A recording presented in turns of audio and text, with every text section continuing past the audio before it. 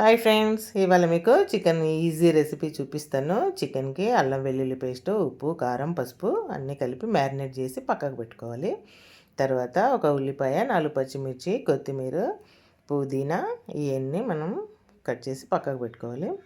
పోపులో కాస్త బటరు, కాస్త పల్లి నూనె వేసుకొని వేయించాక పుదీనా, కొత్తిమీర వేసి వేయించుకోవాలి. వేయించుకున్న తర్వాత మనం మ్యారినేట్ చేసి పెట్టుకున్న చికెన్ వేసి కాసేపు ఒక 2 నిమిషాలు వేయించాలన్నమాట.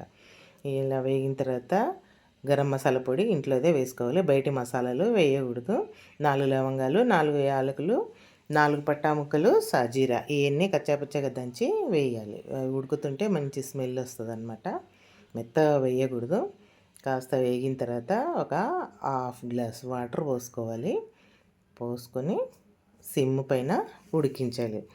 కాస్త ఉడికిన తర్వాత మన ఎండు కొబ్బరి ఉంటుంది కదా, ఎండు కొబ్బరిని వేయించి పక్కకు పెట్టుకోవాలి. కాస్త ఉడికిన తర్వాత మనం ఎండు కొబ్బరిని వేయించుకున్నాం కదా, ఆ పొడిని ఒక స్పూన్ వేసుకోవాలన్నమాట. ఒక స్పూన్ వేసుకొని తర్వాత సన్నగా కట్ చేసుకున్న కొత్తిమీర, ఈ కొబ్బరి పొడి వేసి కాస్త ఒక 2 నిమిషాలు సిమ్ పైన ఉడికించాలి. ఉడికించిన తర్వాత కర్రీ దగ్గరకు అవుతుంది. సూపర్ టేస్టీ కర్రీ రెడీ అవుతుంది. మంచి టేస్టీగా ఉంటుంది. వేరే మసాలాతో కాకుండా ఇలాంటి మన మసాలాతో చాలా టేస్టీగా ఉంటుంది. ఈజీగా అయిపోతుంది. ఈ చికెన్కి పచ్చి పులుసు కాంబినేషన్ సూపర్ అన్నమాట. ఒకసారి ట్రై చేసి చూడండి. ఈజీ రెసిపీతో చికెన్ కర్రీ. ఓకే.